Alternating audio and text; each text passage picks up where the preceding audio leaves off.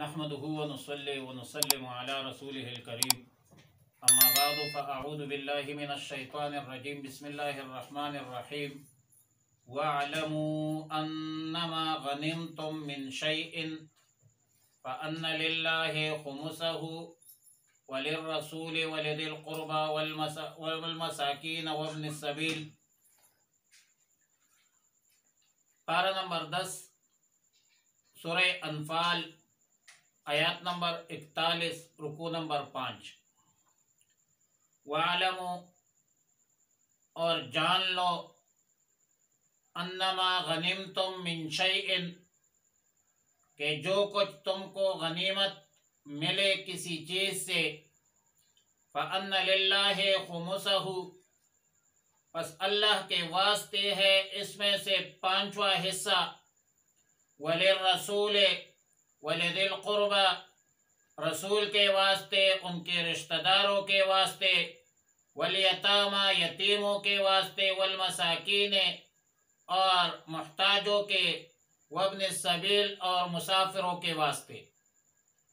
ان کنتم آمنتم باللہ اگر تم کو یقین ہے اللہ پر اور تم نے اللہ پر ایمان لایا ہے، وما انزلنا علی عبدنا یوم الفرقان اور اس چیز پر جو ہم نے اتاری اپنے بندے پر فیصلے کے دن، یوم التقى الجمعان جس دن بڑھ گئی دونوں فوجیں آمنے سامنے، واللہ علی کل شیء قدیر اللہ تعالیٰ ہر چیز پر قادر ہے۔ آیات مذکورہ آیات نمبر 41 سورہ انفال کے قانونی جنگ کا دفعہ نمبر 7 ہے، اور دفعہ نمبر 7 یہ ہے قانون غنائم۔ غنائم غنیمتن کی جمع ہے۔ غنیمت اس مال کو کہا جاتا ہے جو دشمن سے حاصل کیا جائے۔ شریعت مطہرہ کی اصطلاح میں غیر مسلموں سے جو مال جنگ قتال کے ذریعہ حاصل ہو اس کو غنیمت کہا جاتا ہے، اور جو مال صلح سے رضامندی سے حاصل ہو، بغیر جنگ کے حاصل ہو، وہ مال فی ہے، جیسا کہ جزیہ ہے، خراج ہے وغیرہ۔ اس حوالے سے سب سے پہلی بات یہ ہے کہ قرآن کریم کے مطابق تمام کائنات کے اصلی ملکیت اللہ کی ہے۔ جس رب نے ہم سب کو پیدا کیا ہے اس کی ملکیت ہے، وَلِلَّهِ مُلْكُ السَّمَاوَاتِ وَالْأَرْضِ۔ اب انسان کی طرف کسی چیز کی ملکیت کا ایک ہی طریقہ ہے کہ اللہ تعالی نے اپنے قانون کے ذریعہ کسی شخص کو ملکیت قرار دی یا کسی شخص کی ملکیت قرار دی۔ سورہ یاسین میں ہے، اولم يروا انا خلقنا لهم مما عملت ایدینا انعاما فهم لها مالکون۔ آیا کیا یہ لوگ نہیں سمجھتے، کیا یہ لوگ نہیں دیکھتے کہ چوپاؤں کو ہم نے اپنے ہاتھوں سے بنایا ہے، پھر لوگ ان کے مالک بن گئے۔ مطلب یہ ہے کہ انسانوں کے جو ملکیت ہے وہ ذاتی نہیں ہے، بلکہ اللہ تعالی نے اپنے فضل و کرم سے ان چیزوں کا مالک بنایا ہے۔ دوسری بات یہ ہے کہ جب کسی قوم میں سرکشی، بغاوت، کفر، شرک بڑھ جائے تو اللہ تعالی ان کی اصلاح اور فلاح کے خاطر انبیاء علیہ السلام کو مبعوث فرماتے ہیں اور آسمان سے کتابیں نازل فرماتے ہیں، لیکن جو بدبخت اس انعام الہی سے یا ہدایت سے متاثر نہیں ہوتے تو اللہ تعالیٰ اپنے رسولوں کو، انبیاء علیہم السلام کو ان بدبخت قوموں کے خلاف، ان بدبخت اقوام کے مقابلے میں جہاد کا، قتال کا حکم دیتے ہیں، اور ان کے باغیانہ ان حالات کی وجہ سے ان باغیوں کے جان و مال مسلمانوں کے لیے مباح ہو جاتے ہیں۔ تیسری بات یہ ہے کہ باغیوں کے ضبط شدہ مال بلکہ اموال کے حوالے سے زمانے قدیم سے یہ قانون رہا کہ ان سے مسلمان اہل ایمان فائدہ نہیں اٹھا سکتے تھے، اور اہل ایمان کو فائدہ اٹھانے کی اجازت بھی نہیں تھی۔ ایک خاص میدان میں، ایک خاص جگہ پر، ایک کھلی جگہ پر اس کو رکھ دیتے تھے، آسمان سے ایک بجلی آ کر ان کو جلا دیتے تھے۔ چوتھی بات یہ ہے کہ مالی غنیمت صرف امت محمدی عربیہ صلی اللہ علیہ وسلم کے لیے حلال کر دی، وَأُحِلَّتْ لِيَ الْغَنَائِمُ، بلکہ غنیمت کو اطیب الاموال قرار دے دیا ہے۔ پانچویں بات یہ ہے کہ آیات مذکورہ میں وَاعْلَمُوا أَنَّمَا غَنِمْتُمْ عربی ضابطہ کے مطابق کلمہ ما میں عموم ہے، کلمہ ما ہے عموم کے لیے، اور اس عموم کو مزید مؤکد من شیئن سے کر دیا۔ معنی یہ ہوگا کہ چھوٹی سے چھوٹی چیز بغیر قانونی تقسیم غنائم کے اگر کوئی لے گا تو وہ سخت مجرم ہوگا، اور جس کو غلول کہا گیا ہے۔ قرآن کریم کا یہ امتیاز رہا کہ دنیا کے دیگر قوانین کو وہ چیز حاصل نہیں ہے جو دین اسلام کو، قوانین الہیہ کو حاصل ہے، اور یہی قرآن کی تاثیر کامل ہے، کامیابی کے اصلی راز ہے کہ سب سے پہلے مسلمانوں کے اندر، ایمانداروں کے اندر، اہل ایمان کے اندر خوف خداوندی، خوف آخرت پیدا کرتے ہیں، اور دوسرے نمبر پہ پھر تعزیرات اور تعزیری سزاؤں کا وہ خوف دلاتے ہیں۔ چھٹی بات یہ ہے کہ ضابطۂ تقسیم غنائم کیا ہے؟ اللہ تعالیٰ نے فرمایا فَأَنَّ لِلَّهِ خُمُسَهُ وَلِلرَّسُولِ وَلِذِي الْقُرْبَى وَالْيَتَامَى وَالْمَسَاكِينِ وَابْنِ السَّبِيلِ، یعنی مال غنیمت کا 5واں حصہ اللہ کا، اس کے رسول کا، ان کے رشتہ داروں کا، یتیموں کا، مسکینوں کا، مسافروں کا ہے۔ 7ویں بات یہ ہے کہ آیات مذکورہ میں 5 حصوں کا ذکر ہے، لیکن باقی 4 حصوں کا کوئی ذکر نہیں ہے۔ وجہ یہ ہے کہ قرآن کریم میں اگر غور و فکر، تفکر، تدبر سے کام لیا جائے تو قرآن کریم نے اس کا جواب، اس شبے کا جواب ان الفاظ میں ما غنمتم سے دیا ہے۔ تو یہ مال ان حاصل کرنے والوں کا حق ہے، اور اس کے بعد یہ ارشاد فرمایا کہ اس میں 5واں حصہ اللہ اور رسول کا اور دیگر جو مصارف ہے ان کا ہے۔ تو معلوم ہوتا ہے کہ باقی 4 حصے غانمین اور مجاہدین کا حق ہے، اور ان پر یہ تقسیم ہوگا۔ اب 5ویں حصے کی تفصیل قرآن کریم نے 6 الفاظ میں ذکر کی: للہ،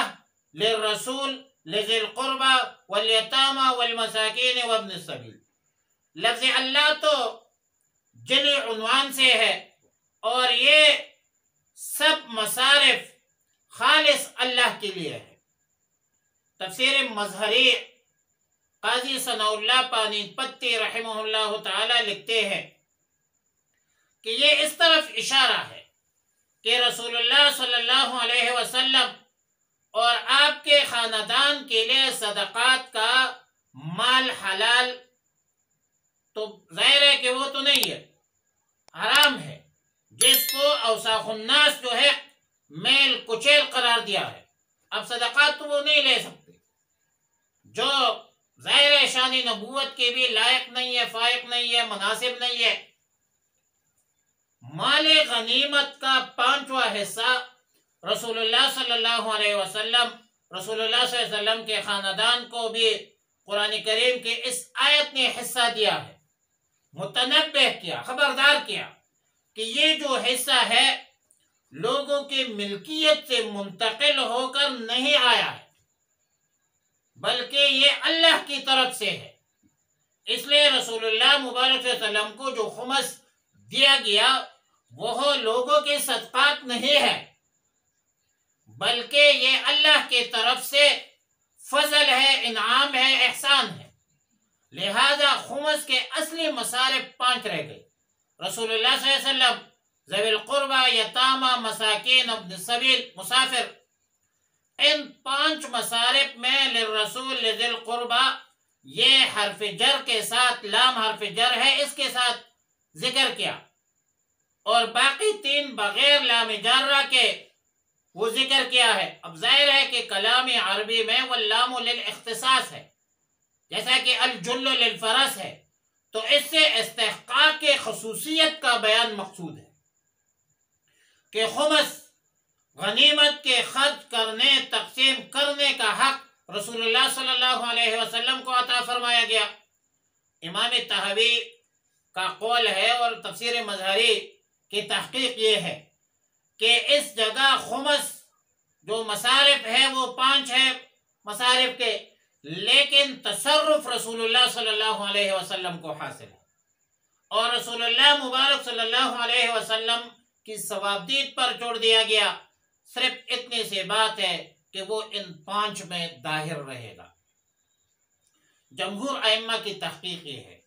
کہ رسول اللہ صلی اللہ علیہ وسلم کے ذمہ یہ بھی لازم نہیں تھا کہ اس خمس کے 5 حصے برابر کر دے، بلکہ خمس غنیمت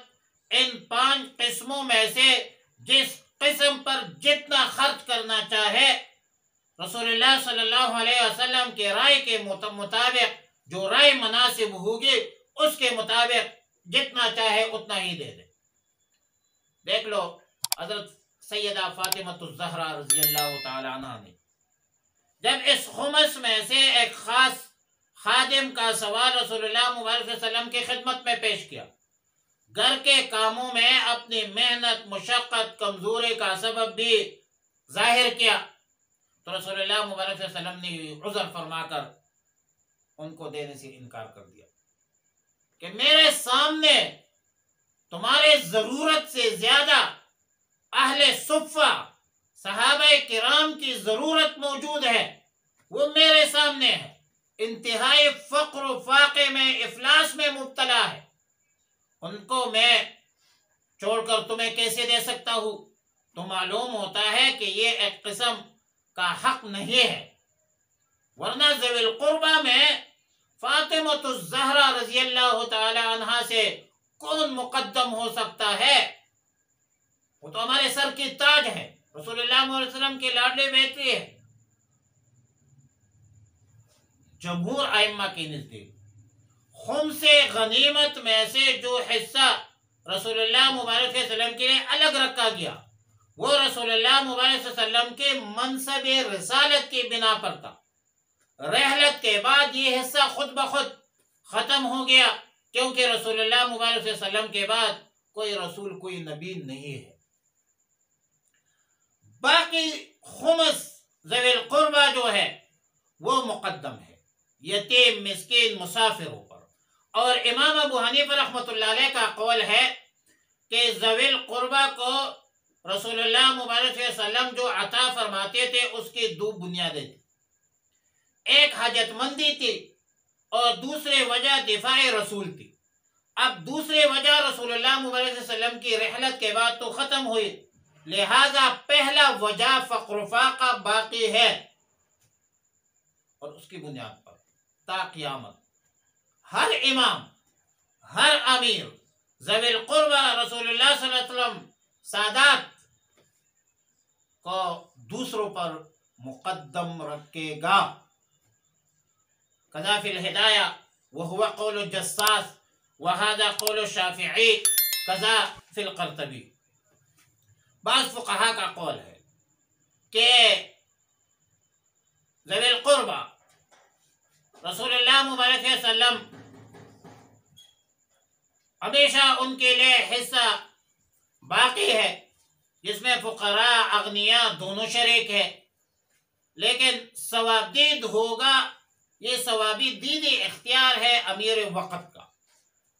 کہ وہ ان کو جتنا چاہے جیسے چاہے، وہ ان کی مرضی ہے۔ قذا فی تفسیر المظہری۔ اس حوالے سے اصل چیز خلفائے راشدین کا تعامل ہے کہ رسول اللہ صلی اللہ علیہ وسلم کی رحلت کے بعد خلفائے راشدین کا عمل کیا تھا۔ صاحب ہدایہ علامہ مرغینانی رحمہ اللہ الباری کا قول ہے کہ ان الخلفاء الاربعۃ الراشدین قسموه على ثلاثة اسهم۔ چاروں خلفائے راشدین نے رسول اللہ صلی اللہ علیہ وسلم کی وفات کے بعد خمس غنیمت کو صرف 3 قسموں میں تقسیم فرمایا: یتیم، مسکین، فقیر۔ اور حضرت سیدنا فاروق اعظم رضی اللہ تعالی عنہ سے ثابت ہے کہ فقراء ذوی القربہ کو خمس غنیمت سے دیا کرتے تھے۔ اور ابو داؤد شریف کی بھی روایت ہے، قذا فی ابی داؤد۔ اور ظاہر ہے کہ یہ تخصیص صرف فاروق اعظم رضی اللہ تعالیٰ عنہ کی حد تک محدود نہیں تھی، دوسرے خلفاء کا بھی یہ عمل رہا۔ اور جن روایات سے یہ ثابت ہے کہ صدیق اکبر رضی اللہ تعالیٰ عنہ، فاروق اعظم رضی اللہ تعالیٰ عنہ کا حق، وہ ذوی القربہ کا حق نکالتے تھے، اور حضرت علی رضی اللہ تعالیٰ عنہ کو اس کا متولی بنا کر ذوی القربہ میں تقسیم کراتے تھے۔ قذا فی روایت کتاب الخراج لقاضی ابی یوسف، یہ لکھا ہے قاضی ابی یوسف نے کہ ابو بکر شیخین، ابو بکر صدیق رضی اللہ تعالیٰ عنہ، حضرت عمر فاروق رضی اللہ تعالیٰ عنہ رسول اللہ مبارک صلی اللہ علیہ وسلم کے رشتہ داروں کے حوالے سے مال غنیمت سے خمس نکال کر سیدنا علی المرتضی رضی اللہ تعالیٰ عنہ کو متولی بناتے تھے، اور پھر وہ ان رشتہ داروں پر تقسیم کرتے تھے۔ تو یہ روایت اس پہلے بات کی منافی نہیں ہے کہ وہ تقسیم فقراء ذوی القربہ کے لیے مخصوص ہو، اللہ کو پتہ ہے، واللہ عالم بالصواب۔ اور پھر یاد رکھے کہ ذوی القربہ میں سب سے پہلے بنو ہاشم ہے، اور بنو مطلب کو بھی ساتھ ملا لیجیے، کیونکہ یہ لوگ جاہلیت میں، اسلام میں یہ الگ نہیں ہوتے تھے، یہ دونوں ایک پر ایک اکٹھے رہتے تھے۔ یہاں تک کہ قریش مکہ نے جب غذائی مقاطعہ بنو ہاشم کا کیا تو اس کو شعب ابی طالب میں بند کر دیا، تو اس میں بنو عبد المطلب بھی شریک تھے، اگرچہ وہ اپنی مرضی سے شامل ہوئے تھے، الحاق کی بنیاد پر شامل ہوئے تھے، لیکن ذوی القربہ میں بنو ہاشم کے ساتھ بنو عبد المطلب بھی شامل ہے۔ وآخر دعوایا ان الحمد للہ رب العالمین۔